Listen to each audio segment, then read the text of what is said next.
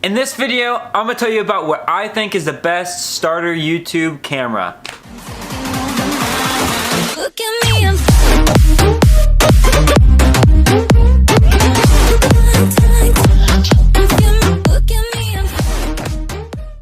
Alright guys, I hope you guys can forgive me for my messy hair. I've gone without product in it for like 4 days now. Well, my proper product. But besides that, I'm gonna tell you about what I think is the best camera under $600 in my opinion.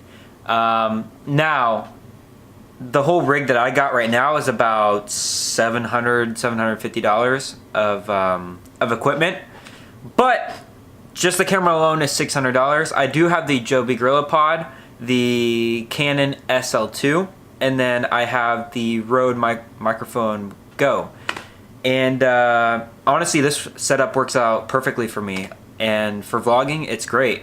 The microphone, it's a little flimsy. I wish I kind of got the Pro, which is the longer one.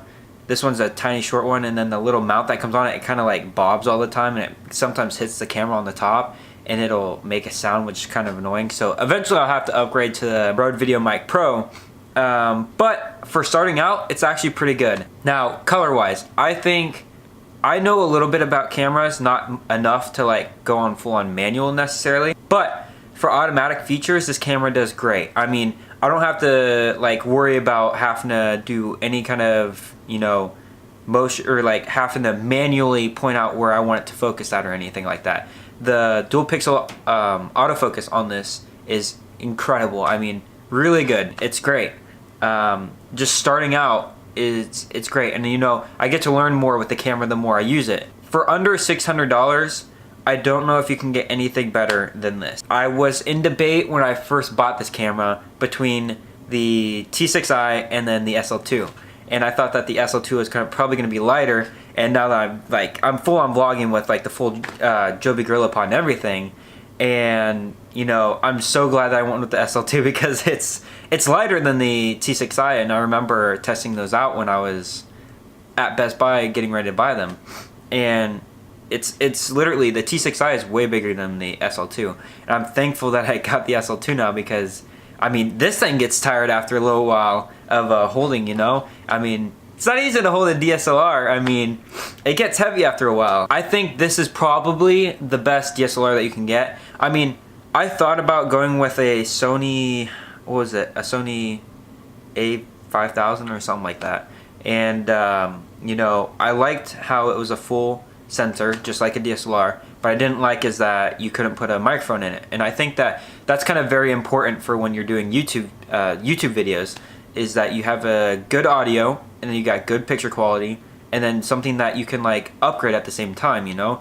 And that's what kind of made me want to invest in this camera more, is that, you know, I can change lenses over time. Eventually I want to get a 10 to 18 millimeter lens, and you know, that's going to cost me some money, but with the 18 to 55 that comes with it, it's perfectly just fine. I mean, the smoothness of the motion, I mean, works pretty good. You know, there's probably better lenses out there that do it better, but for being the lens that comes with the camera at $600, I mean, it works great. So nothing to complain with there. What's another also a benefit of this camera is with the flip out screen.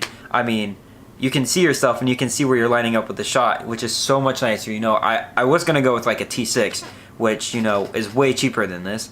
But at the same time, I knew that just investing a couple more $100 would get me so much more. And what, I mean, if I would have bought the T6, I mean, I probably would have regretted not buying the Sl2 or the T6i and going, oh, why didn't I buy that? You know, I never want to have those regrets. And with this camera, I don't. I mean, I definitely don't. What's better about this one over the T6i is that this one has dual pixel autofocus, which the other one does not. And that makes it, you know, so much quicker to like focus at just different points, you know. I'm just tracking my face right now. I don't even have to look at it, you know. I don't have to worry about where it's focusing at, because I know that it's focusing on my face right now with that dual pixel autofocus. So now onto the Rode VideoMic Go. Honestly, it's pretty good. I mean, audio quality, pretty good. It's way better than an iPhone. That's what I started with, so definitely way better than an iPhone. Definitely directional for sure, because when you record from this way, it sounds great. Recording from behind, not so good, which, you know, it's meant to be directed towards the front of the camera, you know, that's to be expected. But I think whenever I listen to YouTube videos with the VideoMic Pro, it sounds a little bit better from behind the camera too. So, but I do have a dead cat on top of mine. That shouldn't affect it at all. Does definitely work against the wind for sure, because on my phone it always go which was really annoying. So that's definitely a bonus. And other than that, it's really annoying when it bounces with the little gimbal that it comes with, that comes on top of the camera. It bounces a lot whenever you move, and then sometimes it smacks the top of the camera, which is kind of annoying, because then you can hear it in the audio, and you guys have probably heard it in the vlogs before. It makes a kind of like bassy sound, you know, it's kind of annoying. But now onto the Joby GorillaPod. I mean, this thing's awesome. I'm using it right now as a tripod, and I'm still yet to buy a proper tripod, which I really need to buy, but money's tight right now, so that's kind of hard. But for what it is, it's great. I mean, holding it out straight works great.